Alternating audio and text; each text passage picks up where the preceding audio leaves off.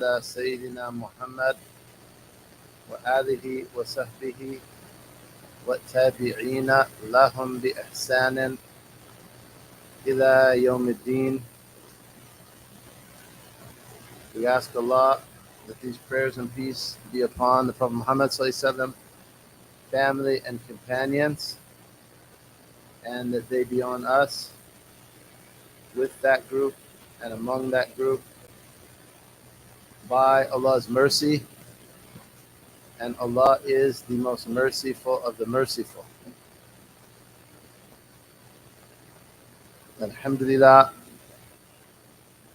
we haven't shared these yet, but we will share them. And some of you know them. These are intentions of Imam al-Haddad for gatherings of learning. We ask Allah to aid us in this.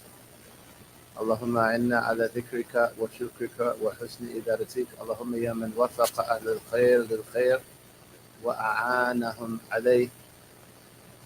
Wafiqna lil khair wa a'inna alayh. And we ask Allah to help us in remembering Him, thanking Him, and worshiping Him with good. And that we ask Allah to give us the ability to perform pious deeds and assist us therein, as He has the people of piety.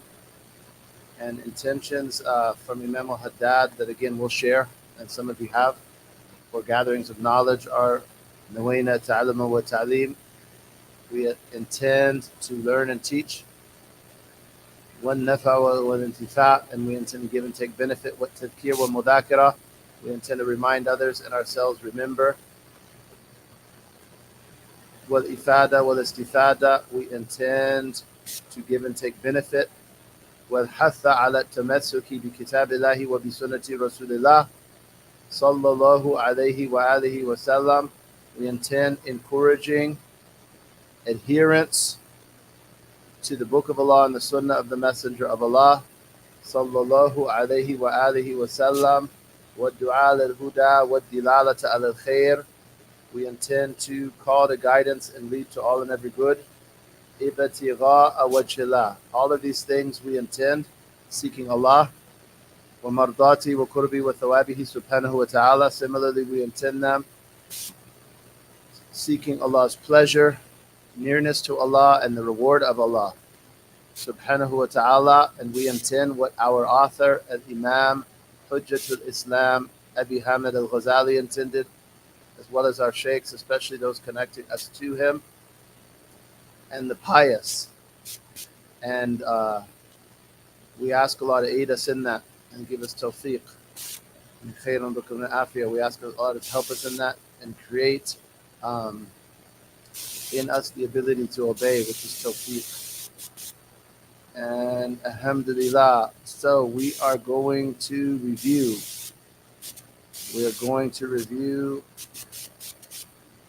some of lesson 2 before moving into lesson 3. And we asked that we intended that the student should be able, with Allah's aid, to differentiate between a sunnah or nafal, and also could be called recommended, mandub. So what is a voluntary or nafal work, and what is an obligatory work? What is the difference between those two?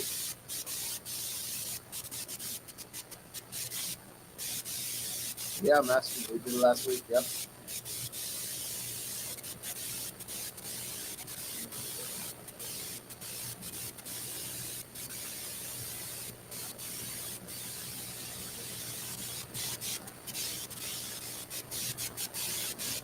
Allahu Akbar. That's good. So Rizwan differentiated with the ruling of each. So the ruling of an obligatory work is ma yuthabu ala fi'lihi wa yu'aqabu ala tarkihi. Its ruling is that you're rewarded or deserve rewarding for its performance, punishment for its neglect. And a voluntary, you can also say mandub, recommended. You could also say sunnah work, from the point of view of its ruling, is what you are rewarded for performing, though not punished for leaving. An example of each would be a sunnah or nafil, the 2 sunnah rakas before Fajr. Rewarded for doing, not sinful for leaving. So it's a voluntary extra work. And the 2 obligatory rakas of the Fajr or Subh prayer, rewarded for performing, sinful for neglecting. Right? So that's a good synopsis of the difference between an obligatory and voluntary work. Who referenced Reliance of the Traveler and read the section on injunctive rulings? Did anyone reference that?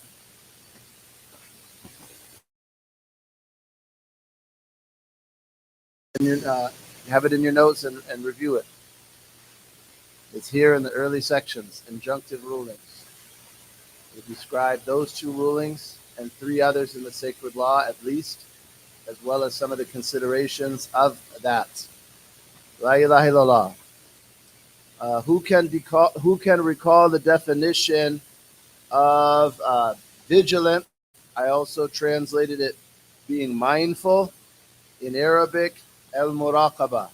How is that defined? Yes.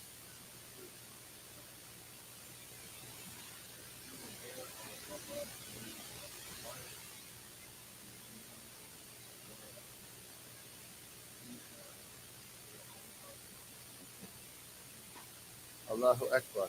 That's quite good. Does anyone want to add to that? Specifically, how did Al-Imam Al-Qushayri define it? How did Al-Imam Al-Qushayri define Al-Muraqaba, or what we're translating as vigilance?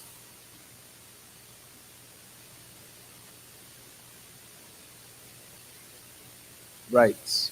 Ilmul abd bittila'i Rabb subhanahu alayh. The slave's knowledge of Allah's observation or awareness of him or her. And as our dear brother Ibrahim mentioned, most specifically, the knowledge of Allah's observation of our heart is from the essence of al-muraqabah, right? And that's the pivot around it, which the axis around which it revolves, right? Inshallah, we will call into heart Allah's gaze since our last lesson. Inshallah ta'ala. Good, okay. Allahumma salli ala Muhammadin wa alihi wa sallam. And hopefully, and we intended that we would be able to apply new manners of waking up and using, excuse me. That's the new manners of waking up. Yeah, waking up. And the next one was pushed over, right? So hopefully we were saying our dhikr when we woke up. Hopefully we were thinking about our intentions when we dressed. And inshallah ta'ala, that is how we hope to transmit and receive this book for the benefit. Each lesson we want to benefit new practice and new states of our heart and character and between us and Allah subhanahu wa ta'ala. That is how one benefits from knowledge. In this 3rd lesson, we ask Allah to grant us to be able to apply new manners of the lavatory, which was pushed over from our last lesson, and wudu. And I ask Allah that He blesses our time and we get to wudu. But our course administrator has also requested that we give more time for questions and answers. So we hope Allah blesses the time and we get to wudu. There's a lot in wudu too. It's long. And it deserves a good treatment. But all right, so we finished waking up, and we are on page 28, etiquettes of using the lavatory. Ahmed, if you want to start that out of barakatillah.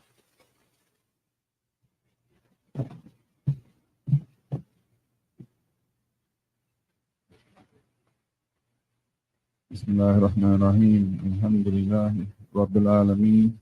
Wa sallallahu wa sallama ala Sayyidina Muhammad wa alihi wa sahbihi ajma'in. Radiyallahu ankum. Wa ankum. Wa an al-imam wa sa'ir al-muslimin. Allahumma ameen. and upon the Imam, and upon you all, and all of the Muslims. Ameen. Tfaddal. When you go to the lavatory, enter with your left foot and leave with your right foot. Do not take inside anything that has on it the names of Allah Most High or His Messenger sallallahu alaihi wasallam, and do not enter with the bare head or bare feet. Before entering the lavatory, say, in the name of Allah, I seek refuge in Allah from filth and impurity, and from the defiled ones who defile. Shaitan the accursed, and upon leaving the lavatory, say, your forgiveness. All praise to the one who takes from me what harms me and leaves me what benefits me. Allahu Akbar. So the Imam here, and in this blessed text, he is going to outline for us a program of obedience throughout our day, from the time we wake up until the time we go to sleep. So he began with etiquettes of waking up, and you could also say adab. And we would love the word adab to become commonplace among us, and its plural is adab. And etiquettes is kind of an unusual word for some of us, perhaps. Manners could also be replaced. So he's saying manners of waking up. Then now, many of us, after we wake up, will enter the lavatory. Manners of the lavatory, fancy word for the bathroom, restroom. So first of all, and there is a criticism, like from unbelievers, not that their criticism much matters, but hopefully some of us haven't been infected by that thought, or the objections of the nafs of someone who's like that. There's a criticism.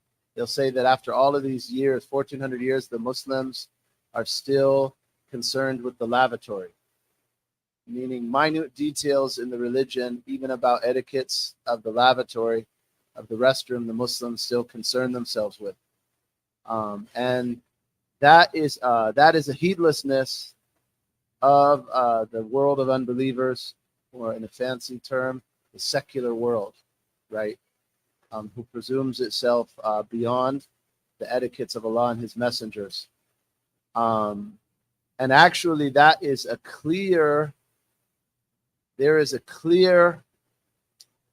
evidence from the companions that was definitely an objective. And someone asked Salman al-Farisi in Sahih Hadith, it's narrated by Bukhari and others, he taught you everything, right? And he said, Ajal. Absolutely. Allah's messenger would teach us everything, hatta al-khara'ah, even how to sit in order to relieve ourselves, right? So the prophetic message, every area of the Muslim life, it enters. It enters their hygiene. It enters their kitchen. It enters their transportation. In our case nowadays, their automobile. It enters their market. Everything, right? Their ahkam of the Sharia for all of the Muslims' life. So what that means is the believer is actively obeying their Lord, even in extremely mundane circumstances, right? What's more mundane? What is more everyday and customary and just habitual of the human being or any living creature than the restroom, right? And even in that, the believer is not unguided and not free from, or not is not haphazardly conducting him or herself to the exclusion of an active relationship with Allah subhanahu wa ta'ala and His messenger, right? That's profound. Like even the most, a place, you don't even want to talk about it, right? You got to try to use a nice word for it. even there, the believer is actively obeying Allah subhanahu wa ta'ala, actively following the messenger, remembering Allah, thanking Allah, mentioning his name, seeking his forgiveness. And neglect of these etiquettes that some people might, man, why are they talking about this? I wanted something sophisticated. I want to feel like a Sufi. And they're sitting there talking about how I should go to the bathroom. There are people who think like that. Go up to U of M. That's the tasawwuf they'll be teaching you. How do we act like we're deep? Well, we're disobeying Allah and skipping down the street with sissies. And yes, we said it.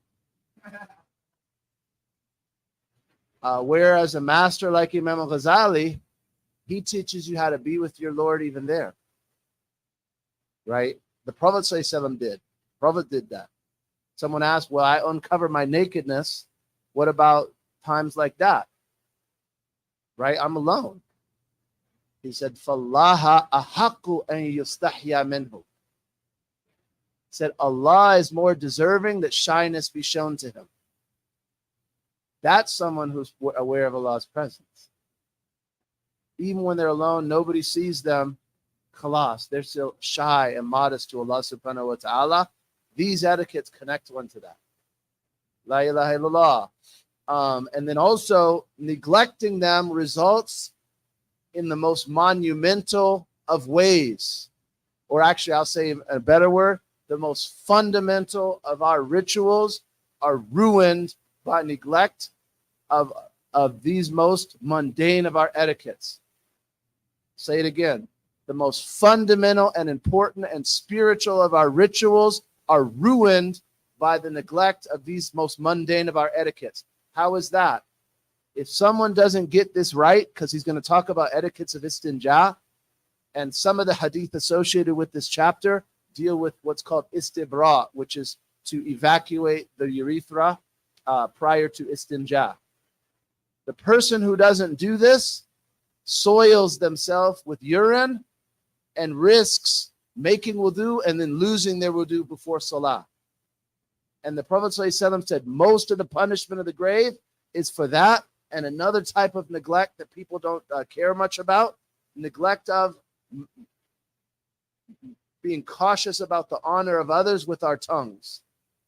So the Prophet ﷺ said most of the punishment of the grave is for the person who doesn't protect himself from being soiled with urine and the person who carries tales, backbites, and does namima, tail bearing, calumny, right? People are punished in their graves for that action. So they ruin salat and damage their own accounting in the hereafter by violating reputations due to what?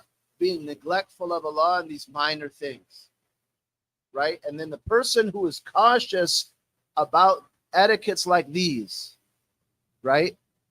What does it do for a person? And I'm going to give you another reference, but we keep having references. But Imam Al-Ghazali has a book called Al-Arba'in Al-Asr. Al-Asr translated as 40 principles in the religion. Inshallah, we're going to begin reading it along with Imam Amin. The Faqir and Imam Amin will begin reading it, taking turns at our summer camp. In the section on following the Sunnah, he lists a number of benefits of following the Sunnah in these mundane activities. And one of them is that it liberates a person from being at the disposal haphazardly of their lower self. Do you understand that? Like you and I have appetites and aggression and whims. And what is the word? Impulses. Tayyib. Accustoming oneself to always following the Sunnah accustoms you to not being at the impulses of your lower self all the time, but rather subduing the lower self constantly beneath what? The command of Allah and alhamdulillah, the beautiful Sunnah of Rasulullah, which is easier, right? That's lighter on the nafs, right? Allahu Akbar. So rather than be a person who just Well, I feel like this now, so this is what I do. I feel like that the other time, so that's what I do. I want this is what I get. I don't want that. There's someone who, no, I just got up. I'm getting ready to step in the bathroom. Allah said with my left foot, so I do it with my left foot. They're so measured. That's an incredibly measured person. And I'm just going to be real. Like I embraced Islam, as Public Enemy said, 1989 in San Francisco Bay, California, world of Too Short. If I didn't have these sunnahs, I'd be buck wild. I probably wouldn't be alive. I wouldn't have reached 50 years old. These sunnahs will govern you and discipline you and bound you. You're someone who has boundaries constantly surrounded, but they're not homemade boundaries. They're not the boundaries of, we hold these truths to be self-evident. Them folks. Then we go invade everybody's country and blow them back to the Stone Age. It's not those boundaries. It's the boundaries of Allah and His messengers who created us. Right? Or like an army. You look at an army. Left, right, get up, salute, stand this way, make your bed that way, wash up this way, wear your uniform that way. Why do they do that? That creates a disciplined group that you can move in a direction. This is moving you to Allah subhanahu wa ta'ala in the army of the Messenger of Allah sallallahu alaihi wasallam. Right? So it's made like there's deep meanings and subtleties in our relationship with Allah in literally how you step into the bathroom.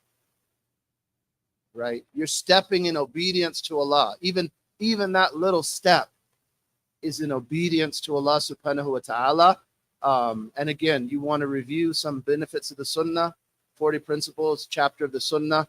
We may get to it at camp, but at least you'll be introduced to the text, inshallah. It's also in Book of Assistance in the section of Following the Sunnah. Right? So he mentioned a number of Sunnahs. Hopefully all of us know this, but I know at least some of us are quite new Muslims, inshallah ta'ala. So we're learning this. Learn that this is how we obey Allah in some voluntary and obligatory works, which you've just learned is how we come close to Allah till we're beloved, and how we should conduct our days and nights. So when one enters the restroom or any dirty place, any place where there's a toilet or any other dirty place, enter with the left foot and exit with the right foot. And that's the opposite of the mosque or any noble place, or going from one threshold to across a doorway from noble to more noble, right first. How do you step out of your house? Left first.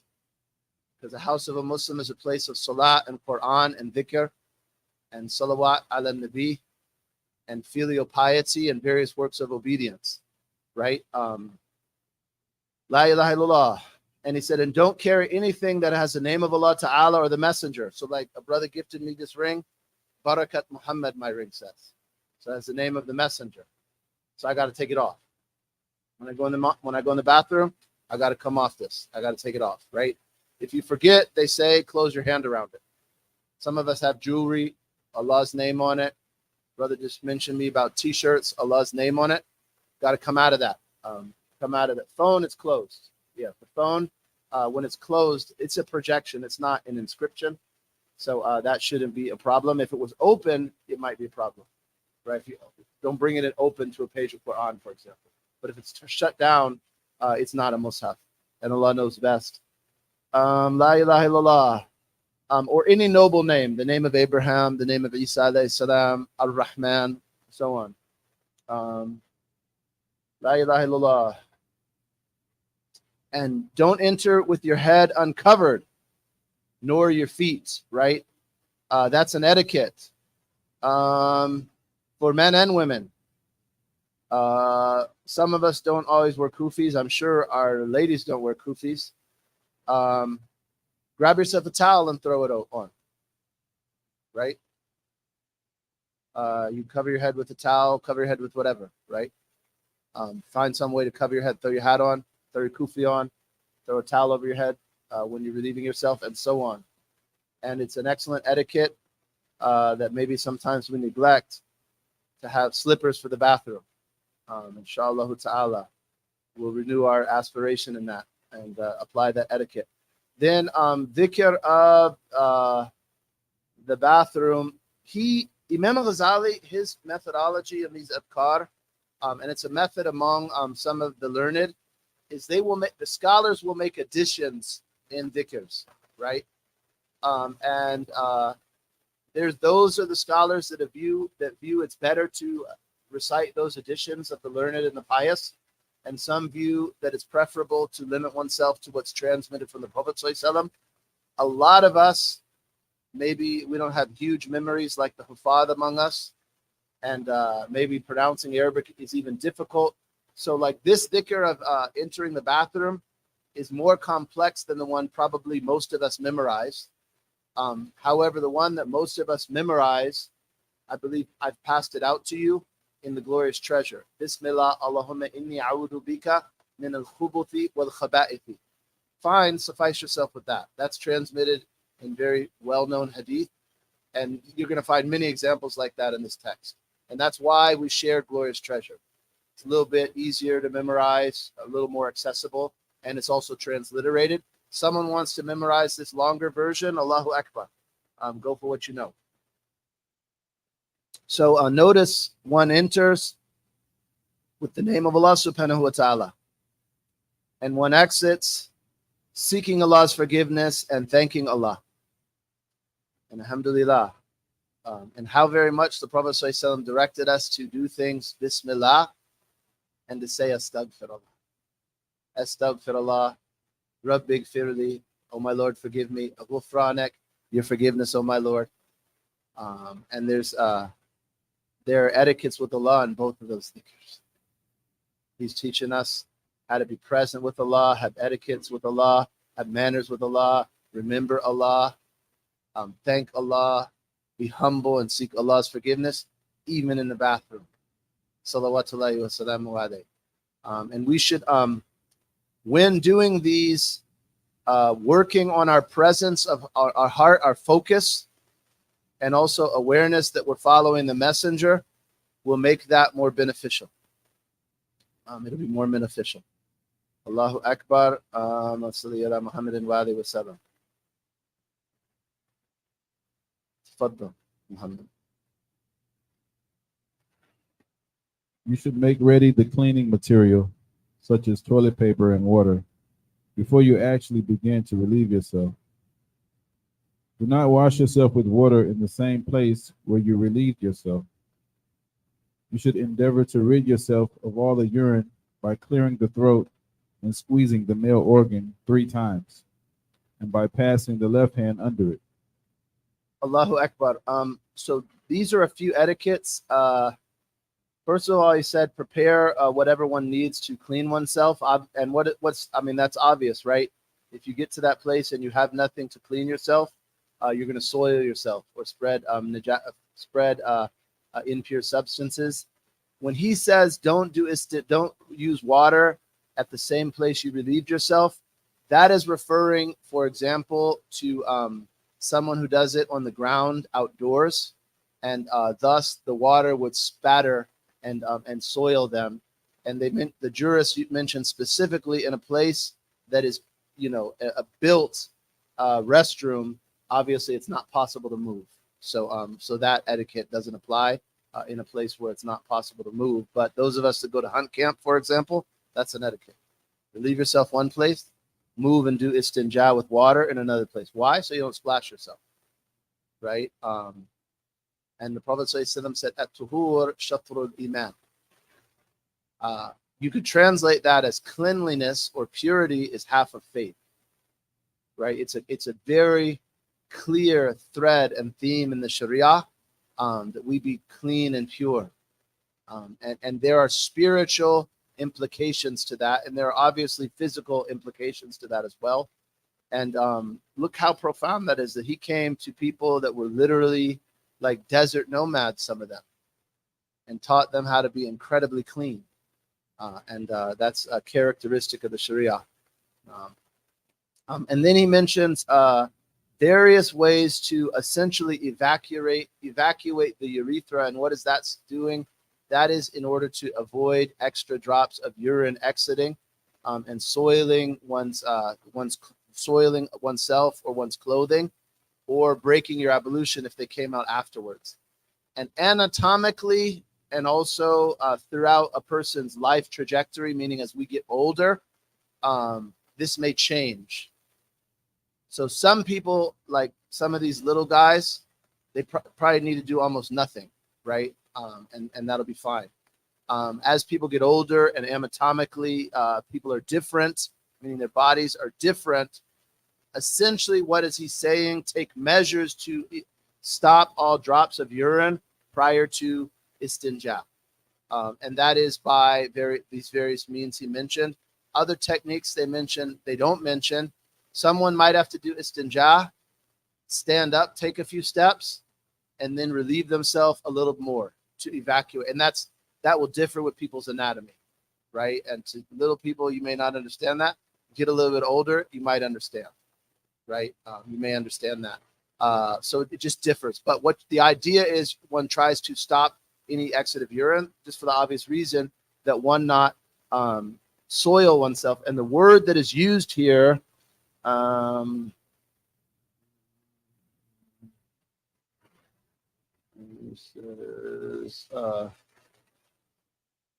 endeavor to rid yourself of all urine. Yes, debris.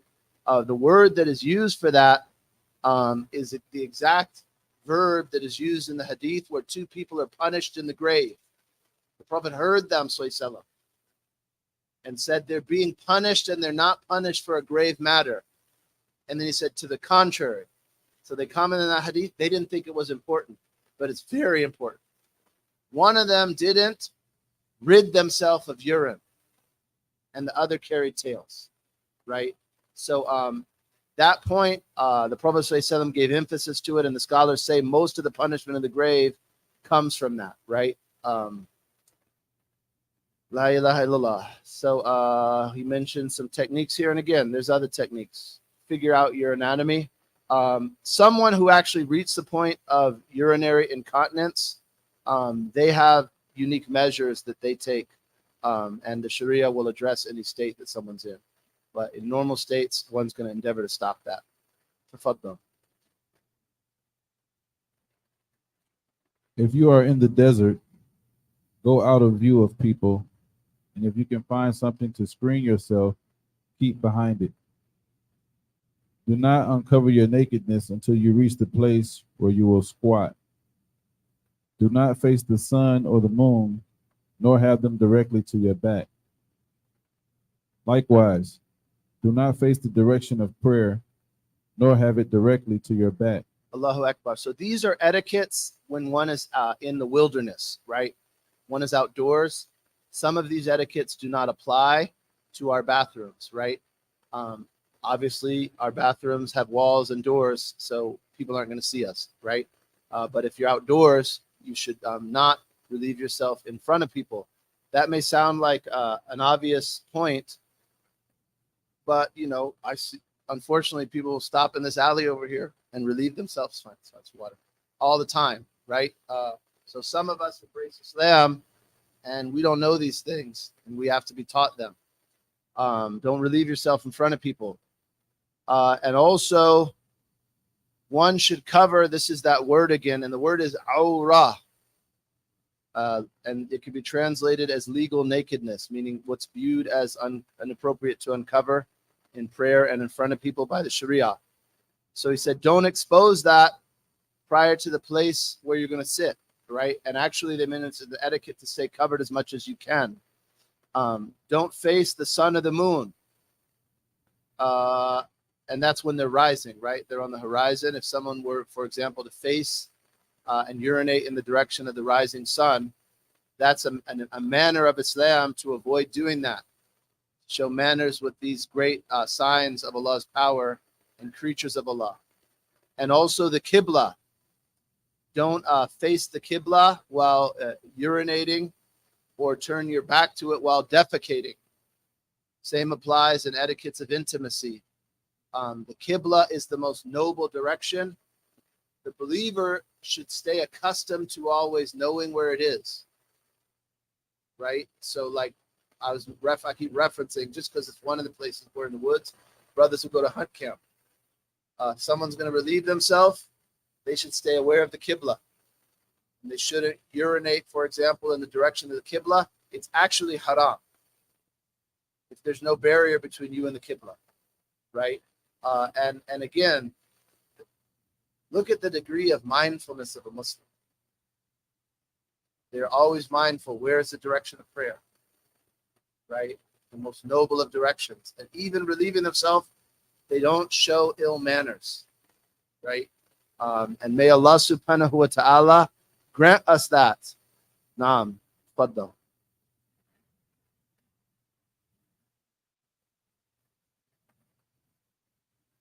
Do not use a place where people are accustomed to gathering and talking, nor a place where people are accustomed to taking shade. Do not relieve yourself in standing water, nor beneath a fruit-bearing tree, nor in an animal's burrow. Do not relieve yourself on hard earth or into the wind, so as to avoid splashing and spraying. For he, sallallahu alaihi wasallam, said, the punishment of the grave is from it. Use your left foot.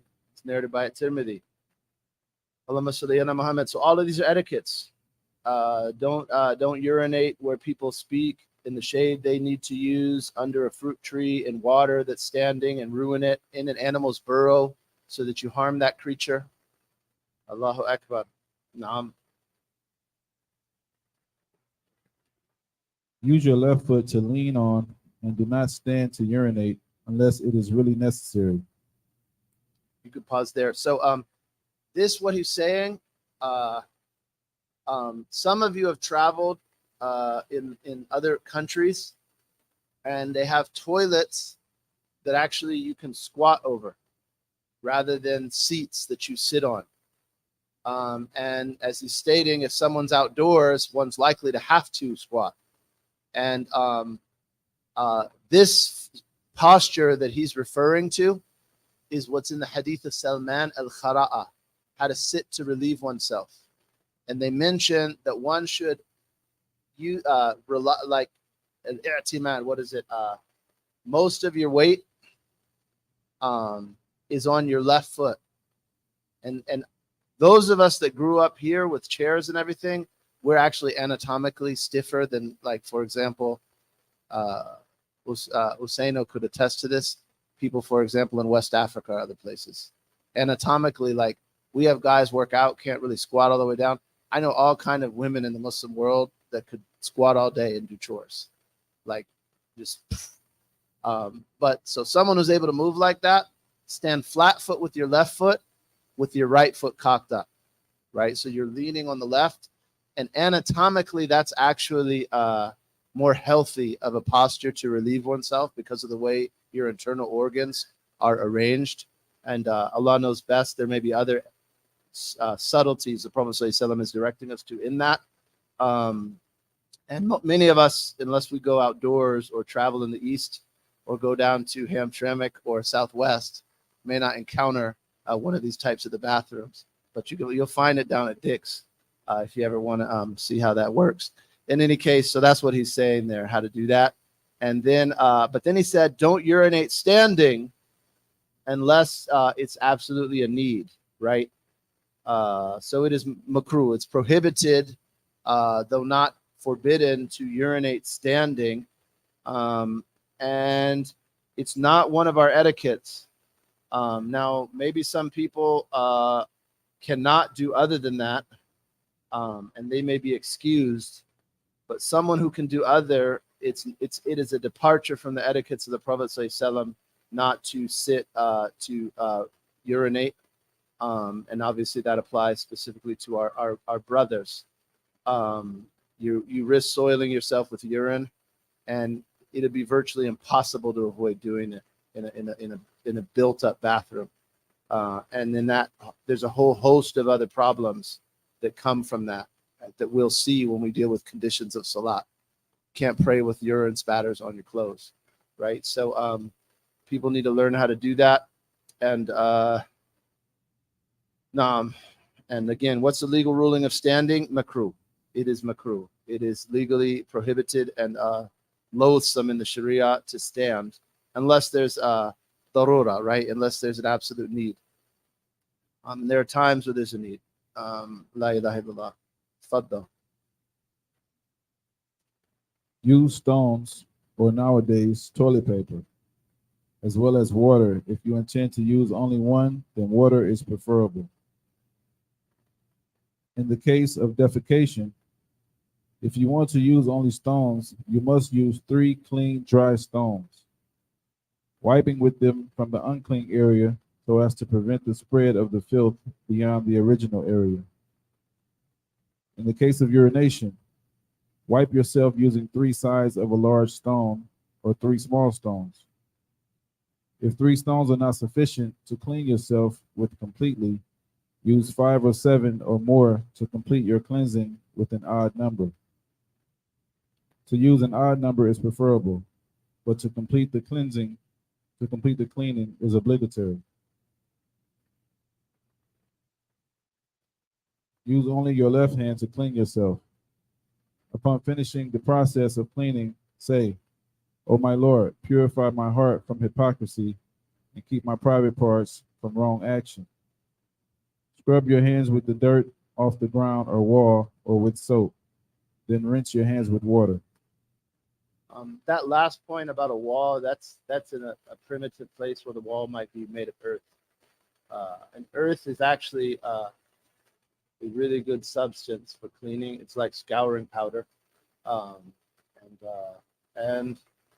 ilaha illallah. So here he mentions etiquettes, but some of these are rules, meaning those are fiqhi rulings in the Sharia that relate to the validity or sufficiency of istinja.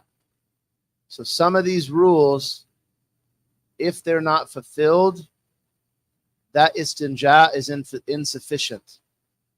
And if that istinja is insufficient, one does not have bodily purity for prayer.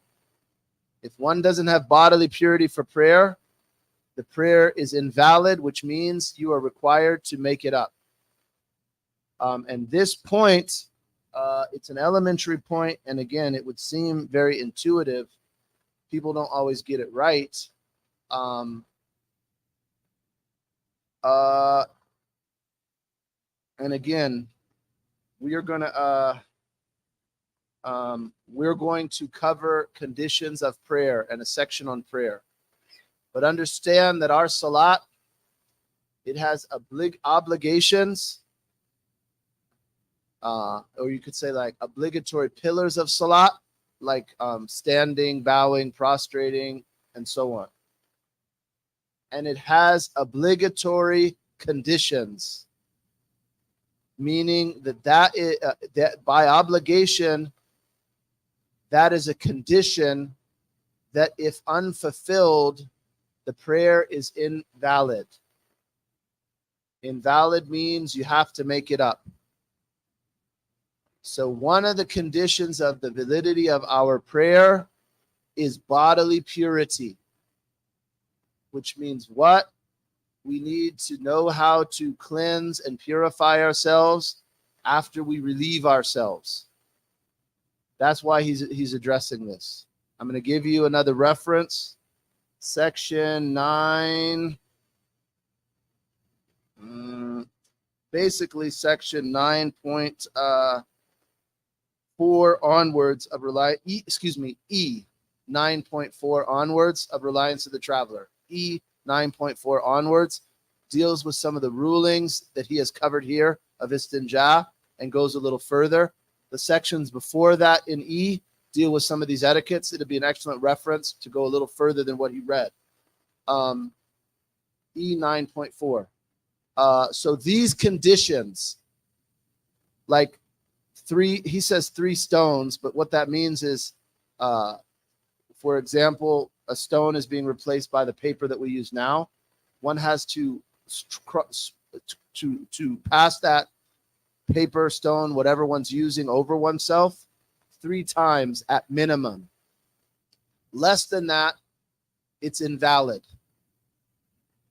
And when I'm talking about sufficiency or validity here in istinja, that is for someone who is only using a dry substance and not also using water. But you've noticed he said it's better to use water as well. If you really know these conditions, you're going to always want to use water. It's cleaner anyway. But if you're only going to use a dry substance and not water as well, these become conditions, these and others, right? Some of the conditions I just referenced in the reliance of the traveler, like it being 3 times, like it completely cleaning the area, and so on. And I'm emphasizing this just because one of the observations we've seen, at some of like our banquets and stuff that might be at a non-Muslim hall, is all kind of guys are going in and out of the bathroom, and then you go there and there's no water receptacle. So that means one of two things: everybody knows these conditions, or you got a whole bunch of people walking around with improper istinja, right?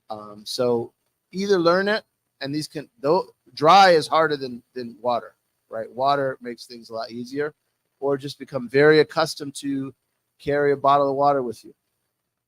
You could buy a bottle of water, keep the empty bottle, throw it on the door of your car or in your book bag or whatever, so you always can be clean, because you're a believer, you got to be ready to do salat. And if we don't get this right, salat's not right. That's really what it comes down to. It seems very mundane, but it connects to whether or not salat is invalid. Another point, one of the conditions of using a dry solid is that no moisture get on that area. So now these wet wipes have become very popular. That is not sufficient for istinja. Those are insufficient. If you study some fiqh, all you're doing is smearing the ruling of najasa around that place. Someone who uses one of those and walks away, their body is impure still, right? Water has to follow them. Okay, so I'm just saying that because, again, that's another common case. So inshallah ta'ala, we learn and perform all of these, and our salahs are valid. And we be people who are in dhikr wherever we may be. Dhikr of Allah subhanahu wa ta'ala when awakening, dhikr of Allah when entering the restroom, dhikr of Allah when exiting, as we're getting ready to see, dhikr of Allah with wudu. And may Allah grant us that. Allahumma a'inna ala dhikrika wa shukrika wa husni ibadatik. We ask you, O Allah, to help us in remembering you, thanking you, and worshiping you with excellence. So I will take some questions now before we move to the next area with Allah's aid. And I ask Allah to bless our time. Hopefully the ladies have a wireless mic. Hopefully the brothers can either raise their voice, because Muhammad Ahmed's got the wireless mic. Go ahead. I see La ilaha illallah. Malik.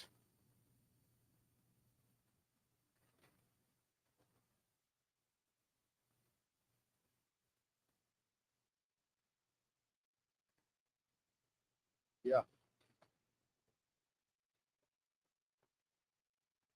That's a good question. You should study.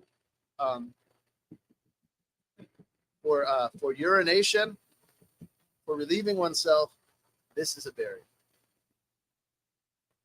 Same thing you'd use in a sutra of salah. To screen yourself from people, obviously it has to be wider. But a barrier from here to here on my arm is called a cubit. Your barrier has to be 2/3 of a cubit high.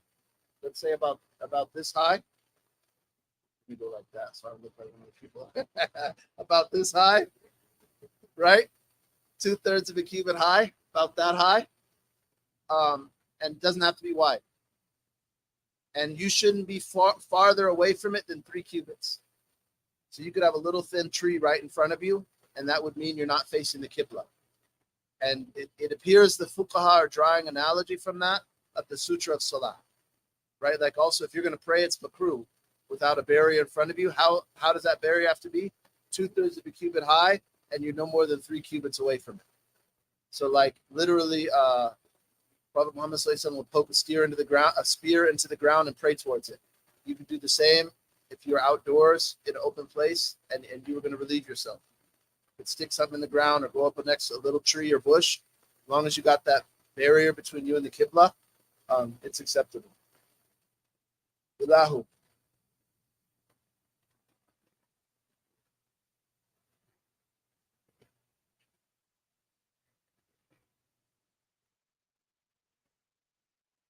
Yeah, it's a sunnah. It's a sunnah the Prophet ﷺ taught us. As a significance, it's as though the jinn have more ability to afflict someone whose head's uncovered. And it's as though that's one of the parts of the protection. Yeah. Are there any from the sisters before I move back to brothers? Yes. Yeah, that dua, what about it? Is in the book. The dua after istinja, it's as though that's a dua that's appropriate, that some of the pious or the scholars of Islam saw it excellent to do. I'm not aware of a transmission of that dua in hadith, nor does Imam al-Ghazali say he's quoting the Prophet, right? Allahumma tahhir qalbi min al-nifaqi wa hassin farji min al-fawahish. You can do dua anytime. That's an important dua, especially nowadays. Oh Allah, purify my heart from hypocrisy and protect my private from foul actions. We got a lot of fornication and every other kind of thing. Khalas, the believer, teach your kids from an early age this dua. They grew up always asking Allah protect them from indecency. Inshallah, Allah, that one of those duas land and they be a very chaste person. We need to emphasize chastity. The lack of chastity is normative. Allahu Akbar. Look at the wisdom of the Islamic Sharia and etiquettes. Dua, dua, dua, dua, dua for chastity. Inshallah, it's going to land. Yes, from the sisters. Hold the mic real close, please. Assalamu alaikum. There's a question from a sister. I'm just going to read it directly. It says, in emergency situations when you have to squat because you didn't have time to prepare a public toilet, is it better to use caution to wait until you're home and can change, etc., and you're sure your clothes are pure, or is that a whisper of shaitan? Is it better to use caution and wait? I wouldn't say so, no. I mean, as long as it's appropriate where you are, khalas. Prophet Muhammad sallallahu many of the companions, the Salihin, for 1400 years, learned how to use Allah's earth for their natural biological functions. There's no reason we shouldn't, and there's no reason that that's a greater religious caution. You don't get more cautious religiously or pure than the Prophet Muhammad sallallahu and his companions, and that was what was normative for them throughout much of their time. Sallallahu alaihi wasallam and radiyallahu anhum. Was there only one from the sisters? All right.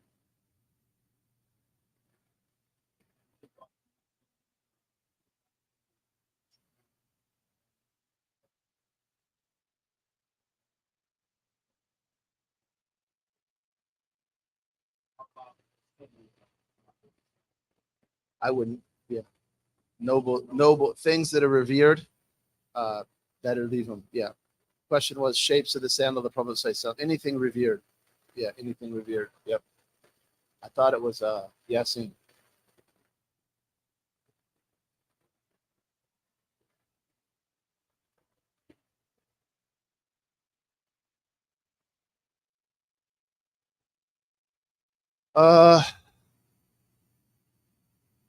What's in my memory from some of the other books is they say na'alain, slippers. It wouldn't appear. It would appear to that's what would appear to apply. Slippers. Allah knows best. Yes.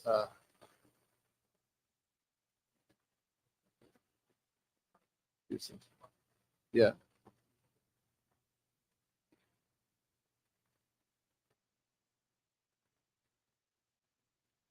Allahu Akbar. You assume purity. Yeah. You assume purity. Yes, sir.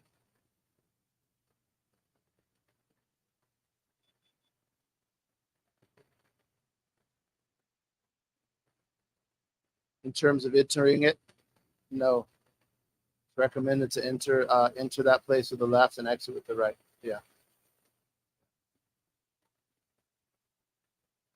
I mean, many of them are specific to the act of relieving oneself, but Allah knows best. Those are etiquettes for entering and exiting that place. Some of them, like the left foot, the right foot, the du'as. Ghufranik would appear somehow to connect to relieving oneself, but the du'a of entering is seeking refuge from demons, and demons frequent places like that.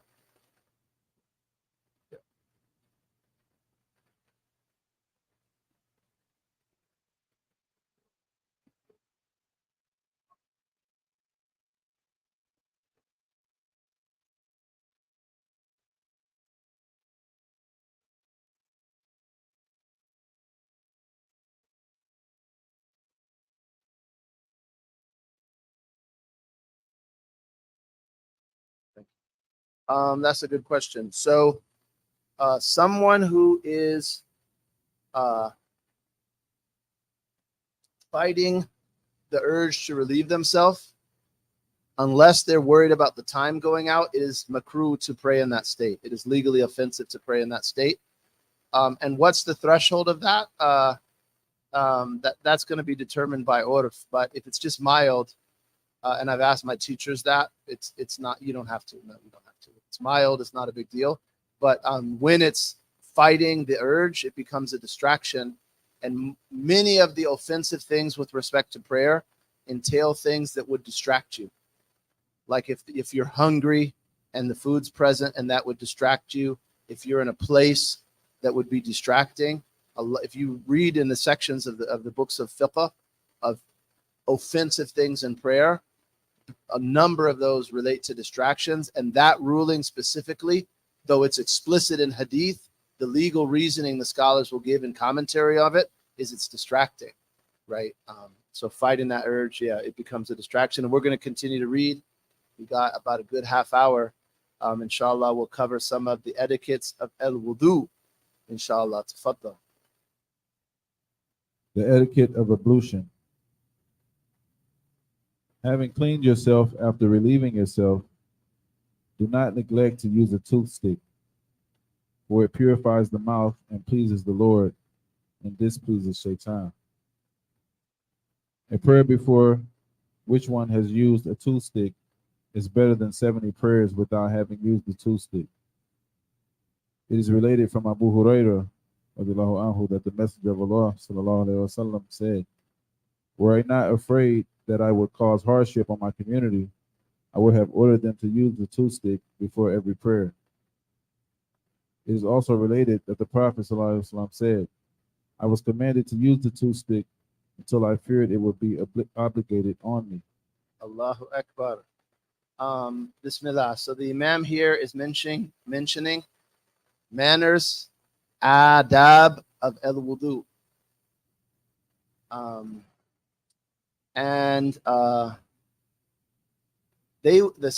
The learned scholars will reference books and they'll say the secret of such and such book is here, the secret of such and such book is there. They say the secret of beginning of guidance is in the adab of wudu. There's a lot here that the Imam brings in al-wudu. And the great Imam al-Shafi'i, when he died, that great knower of Allah and granddaughter of the Prophet Muhammad, may Allah have mercy upon her, who was his contemporary and is buried along with him in Al-Qahira. She eulogized al-Shafi'i by saying, "Rahim Allah Muhammad ibn Idris kana yuhsin al-wudu." May Allah have mercy upon Muhammad, the son of Idris al-Shafi'i. He used to perform wudu with ihsan, with excellence. And there's a subtlety there that someone who's excellent in minor things will be excellent in everything. And someone who's excellent in wudu will be excellent in salah. And someone who's excellent in salah, their whole Islam will be excellent. And the Prophet ﷺ, he said, "Miftah as-salah at-tuhur. The key to the prayer, to the salat, is what? Purification. So getting your purification right is a key to getting your prayer right. Also, one of the most common questions, if you just open Q&A among Muslims, people who become concerned with their deen are going to ask, how do I focus more in prayer? One of the strong ways, techniques to focus better in salat, to have more presence in salah hudur, is to be present with Allah in al-wudu. Someone who's present in wudu is likely to be present in the prayer. Someone who's not present in wudu, not thinking about Allah in wudu, is not likely to be present in the prayer. My sheikh taught me that presence in wudu means three things. Knowing it is ibadah. We're not just washing up. It's an act of service, an obligation for Allah, revealed in the Quran. So perform it as an act of ibadah, as service. Be present, meaning attentive, not with your mind wandering, your mind and heart present. Make it plain. Think about Allah while you're doing it. Third, so that's the second. Know that it's worship. Be present. 3, do dhikr. And there's a detail with the dhikr. If you're in a restroom right next to the toilet, the dhikr should only be in your heart without your tongue. That's why it's excellent to have a wudu station. Inshallah, we'll build one here one day. Like Muslim Center has. A lot of people pious in your house. Great. Make wudu at the laundry room sink. Could do your dhikr there, for example. So those are 3 meanings of presence in wudu. Know that it's worship. Be present and do dhikr. So then the Imam, he said, don't neglect siwak, which is a sunnah of al-wudu. This is a siwak. And if I had my toothbrush, your toothbrush is a siwak. This plant, the Prophet ﷺ praised, but it's not the only siwak. Sometimes we're camping, don't find a siwak, grab a twig off a pine tree. That's a siwak. Anything abrasive that you could use to clean your teeth is a siwak. And one should intend the sunnah. So you got these people running around, they don't like us using these. Chuck fooled them. He fooled them. Said, I'd rather use the oil extracted from the ground, made into a plastic toothbrush that's now floating in the Pacific. That's better than this natural plant that Allah's messenger taught us about. I'm not going to really address that. I guess I just did. But in any case, your toothbrush is fine, but have an intention. Hey, have an intention. There's not, you don't like using the wood Prophet Muhammad ﷺ suggested. Okay. Hanafi school would say there's not necessarily merit in that on their usul.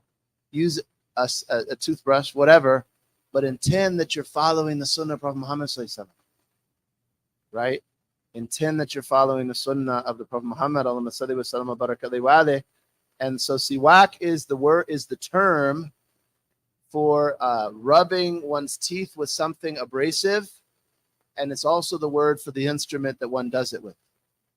So if you do a toothbrush, that's called siwak. It's called a siwak from the point of view of the instrument and from the point of view of the action, right? And as long as you are intending or doing it as it is performed in the proper order in our rituals, that is a rewarded action and an important type of purity. This meaning is in hadith. The siwak is matharatun lil fam, mardatun lil rabb. It is purifying. It purifies one's mouth and pleases one's Lord. Our tongues and our teeth and our mouths are the pathway through which we recite Allah's word and mention His name and send salawat on His Prophet. You do Quran, dhikr, and salawat, right? It comes, and inshallah we'll get to this point in the Shemail that we read sometimes on Sundays. We'll resume that in the fall. There are hadith that indicate there are angels that receive the Quran from the mouth of the person who is reciting it in prayer, and that they find it repulsive when that person has poor dental hygiene and food between their teeth, right? So we should observe good dental hygiene and purity, and wudu is a means of purification from sins to the extent that they come from under one's fingernails and one's eyelids, right? And we sin a lot with our tongues, unfortunately. So it's very, it behooves us, and it's becoming of the believer to emphasize their ritual cleansing of their mouths. And may Allah subhanahu wa ta'ala grant us that. And that's pleasing to Allah and angering to our enemy, the shaitan. It also amplifies the reward of prayer. As-salah with a siwak is better than 7, and actually what it comes, 2 rakas with siwak is better than 70 without. And he references these hadith in your English, right? 2 rakas with siwak is better than 70 without. And it comes in tradition. The Prophet ﷺ said, if it weren't difficult for the ummah, I would order them to do siwak at every prayer. That means an obligatory order. As for a recommendation, it's there. And this narration also comes, I would order them to do siwak at every ablution. And the siwak is a sunnah of the Prophet ﷺ that's always recommended, more recommended at certain times. Among them prayer, among them wudu, among them when going to sleep, among them when awakening from sleep, among them after food, before Quran, before dhikr of Allah subhanahu wa ta'ala, and also at the time of death. It's a sunnah. It's a sunnah of Prophet Muhammad sallallahu alaihi wasallam when dying. And there's a scholar, Muhammad al-Shirbini al-Khatib. Inshallah, some of you young people will read his book. He wrote a book called Mughni al-Muhtaj, commentary on the Minhaj of Imam Nawawi. He lists 70 some benefits of siwak. And he said one of the greatest of the benefits of siwak is it reminds you to say the shahada at the time of death. And the Prophet ﷺ, one of the last things he did is siwak. Sayyidatuna Aisha said, and also brothers, we should be very close to our wives. And we should treat them very kindly. And affection and closeness and intimacy. And I don't mean just sexual intimacy. That's good treatment of a husband. And you look at the Prophet ﷺ's relationship with his wives, you see incredible closeness and gentleness and kindness. One of these examples is in this hadith. Couple of these examples. So Sayyidatuna Aisha, she mentioned honors and merits she had in her proximity to the Prophet ﷺ. And from what she mentioned is, he died on my night, in my house, leaning against my chest. And look what she said. She said, Allah combined his saliva and my saliva before he died. Right? Inshallah, we treat our wives in a way that they would be fond of us and say that. Right? It's also a sunnah. This is a digression. There's another point I'm going to make. It's a sunnah to do siwak when you walk in a house. It's in Muslim. What does that mean? That means don't walk in the mouth in the house and have some funky old breath and to talk to your wife. You're getting ready to walk in, do dhikr. gonna kiss your wife, hopefully, talk to her, like, be right. So the Prophet Muhammad SAW will teach you everything. And she was fond to say, Allah combined his saliva and mine before he died. How was that? He was dying and there was a siwak in his room. So he looked at it in the throes of death, right? And the person dying, they may get extremely thirsty, right? So it might be comfortable to do a siwak, comforting from that. Like when you're dry, your mouth's dry, right? So he looked at it, but the way he motioned or looked indicated that he wanted her to moisten the siwak for him. So she moistened it with her own saliva.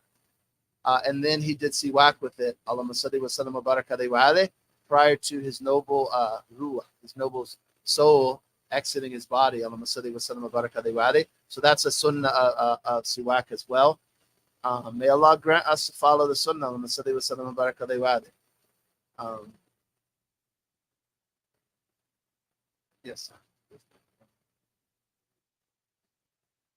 I didn't reference intentions for siwak. You might find it in the book of intentions, though. Yes, sir. That's a good question. Allahu Akbar.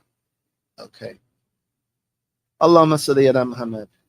So I was going to keep moving, but Bilal asked me a good question that will help me not be lazy and be thorough. And a question is a key to knowledge. Ibn Abbas was asked about his knowledge, and he said that he was given qalban akulan wa lisanan sa'ulan. He was given a very intelligent heart and a tongue that asked good questions, right? So the siwak should be held with the right hand ideally. And the sunnah way to hold it, or the recommended way with the learned, at least at the Shafi'i jurists, is like this. 3 fingers in the middle on top, pinky and the thumb under. In the right hand, it should be no longer than a hand span, which is from my pinky to my thumb. Shouldn't be shorter than 4 fingers. This type of wood called arak is ideal. After that, date palm. After that, olive. After that, something with a good aroma, and then anything abrasive. And the siwak, our jurists mentioned, should be done side to side, not up and down. Up and down will bloody your gums, right? And I think even dentists would say that to you now, though they have different madhabs that go back and forth. Side to side with the siwak on the teeth. And it's also sunnah to do your palate and your tongue and far back in your mouth. And that's done front to back, right? But on the teeth, side to side. And they mention top right, bottom right, top left, bottom left, like a sideways figure 8. Minimum is 1 time. 3 is complete, unless you're doing it because of a change in your oral hygiene. And if you do it for a change, like when you wake up, your mouth has changed, you should do it until that change is removed. La ilaha illallah. And it's best that it be dried and moistened with water. So those are some sunnahs of holding it. And I want to keep going, inshallah ta'ala, for a few more minutes. I want to get to the place of, no, actually, I'll stop there. I'll stop there and take questions. Alhamdulillah, some of these lessons, we'd have a whole lesson on siwak alone. Risala al-Jamia, siwak was a whole lesson. Alhamdulillah. So, inshallah, khair. The point of this, though, is that we do it. We, for Allah's sake, hopefully with presence and other etiquettes of the sunnah, we apply this. So our objective here is to be able to apply new manners of the lavatory and of wudu. You've just heard a number of them. Manners from Prophet Muhammad SAW, with some inward considerations from the Imam, rahimahullah. So may Allah aid us in that. Allahumma ya man waffaqa ahl al-khair lil-khair wa a'anahum alayh, waffiqna lil-khair wa a'inna alayh. We ask you, O Allah, created in the pious the ability to perform pious works and help them therein. Create for us, which is to give us tawfiq, ya Allah. Wafiqna lil khair. Create in us the ability to perform pious deeds and aid us therein. Yes, Yusuf, what's your question?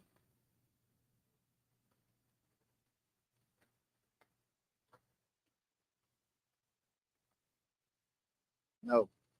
Bleeding doesn't relate to the validity of wudu. Yes, sir.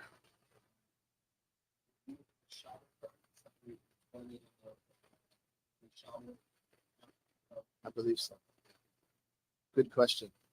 Does the shower curtain separate you from the toilet and thus you could be dhikr in the shower?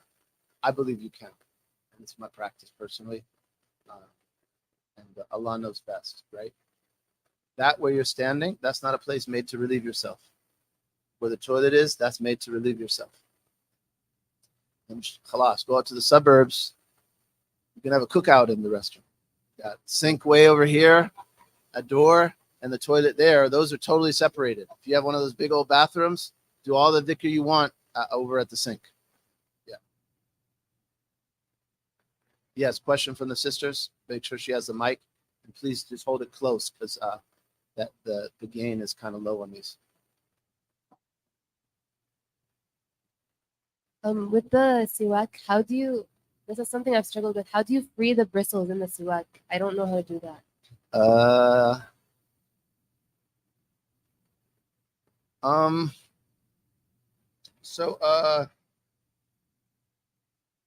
It'd be best if I'm sure some of the sisters know how. Inshallah, have one of them show you.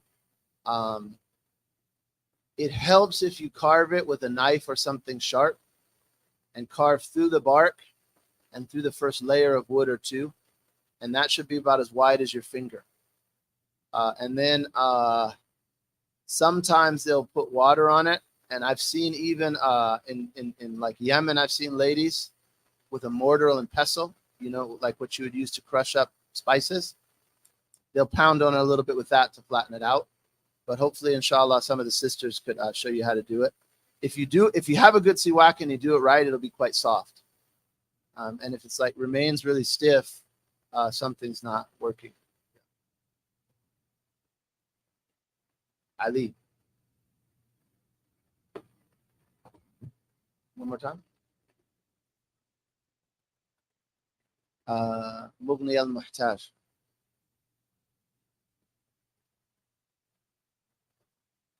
He spoke at length on the fawaid of siwak in that book specifically.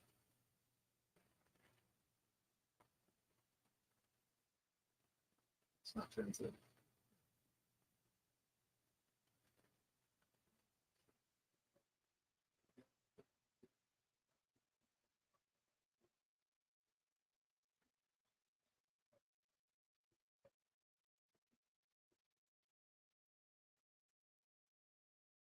More specifically, what do you mean?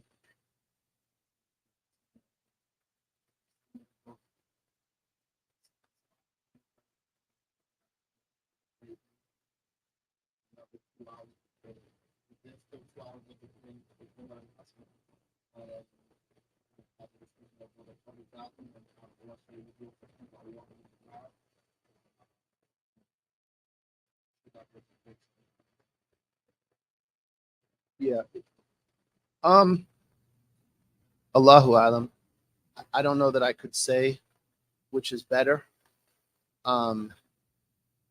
Without research, at least. However, it is permissible to delay as long as you don't fear, the prayer going out. To be in a situation where you could purify yourself well and pray less distracted. Highly permissible to delay. Yeah. You want to be careful of the prayer going out. Or makruh time, for example. Right? Like now, when the asr is late and the sun's yellow, that's makruh time. That situation, it might be more pressing to pray quickly. But excluding like those kind of situations, there's not a problem. But what's preferable, Allah knows best. Prayer at its earliest time is for the best of works. Though also prayer with better focus is there's consideration of that too. Allah knows best. Question from the sisters. If you forget to say the prayer of entry to go in I the can't bath- hear you well. If you hold the mic real Okay. close, and also kind of hold it Okay. perpendicular to your mouth. Yeah. If you forget to say the prayer when you enter the bathroom, is there another prayer to say, or should you go back out and then say the prayer to go back into the bathroom? I would probably, and I'm not saying this is preferable, I would probably say it in my heart if I forgot to say it on the way in. But whether it's preferable to go out or not, Allah knows best. And that reminds me of another point that is relevant to this topic. There is a dhikr that you are recommended to say in the bathroom and to pronounce it, and it screens you from the jinn. And it is also recommended to say this whenever you uncover your nakedness. The jinn see you, you don't see them. In the akhirah, it's the reverse. We see them and they don't see us. In this world, they see us and we don't see them. They're around, they exist. And part of our modesty is to screen ourselves from the jinn. And one shouldn't get in the habit of just being nude all the time.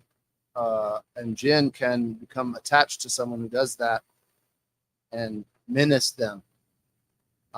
So the dhikr that screens us from the jinn is Bismillah Alladhi la ilaha illahu, and pronounced connecting Allah's name to Alladhi is Bismillah Alladhi la ilaha illahu, in the name of Allah who there is no God other than him.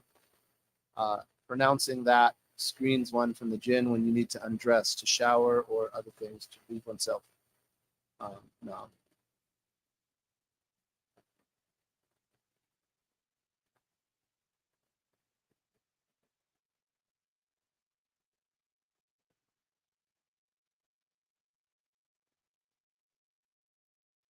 No connection to validity of wudu. Allah knows best. It's just a sunnah you've left.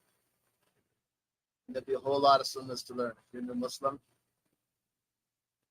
add it to the list. Fatiha, Tashahhud, Abrahamic prayer, pillars of faith, all of those are more important. But add it to the things you'll learn, inshallah. Bismillah, Allahumma inni a'udhu bika min al-khubuthi wal khaba'ith. Alhamdulillah, we've come to our time. Anyone who needs to is excused. I have time for another question or two, inshallah.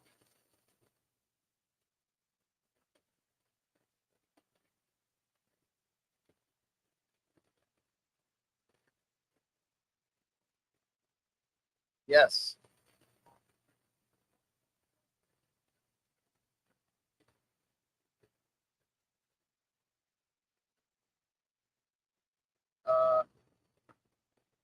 What specific practice?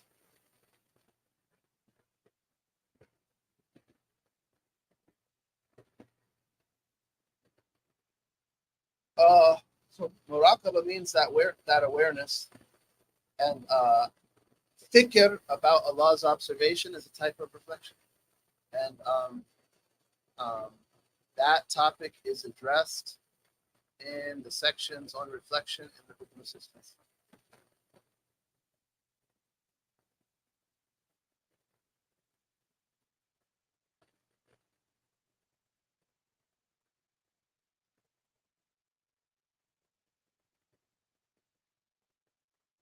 Suggest leaving outside.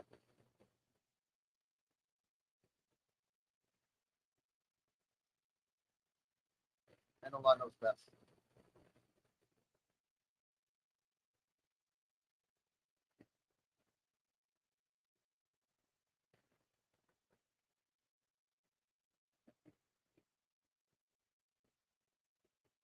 Yeah.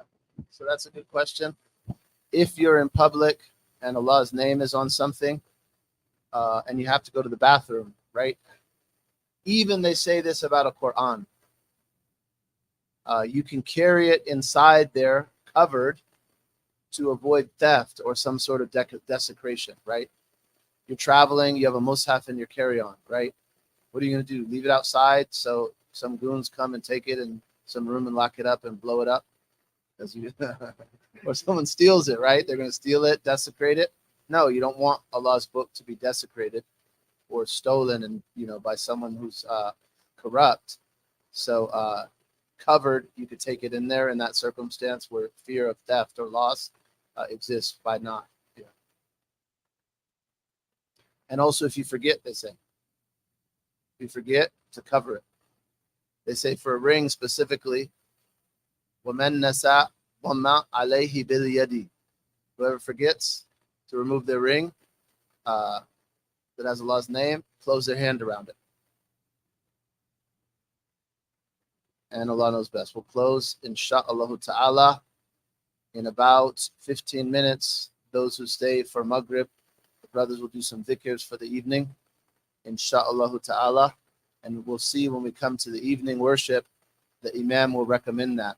So it's excellent. You'll see a lot of the things shuyukh have advised that the brothers and sisters are applying here. They come in meaning right out of the likes of Bidayatul Hidayah, even if the form may differ slightly from some of the adhkar that he mentioned.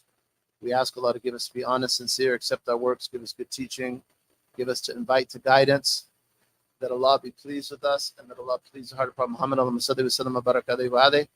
and that the reward of this Fatiha that we recite goes to our parents, teachers, sheikhs, anyone we owe rights, the Imam, and anyone who's asked us for dua, and the presence of Prophet Muhammad al-Fatiha.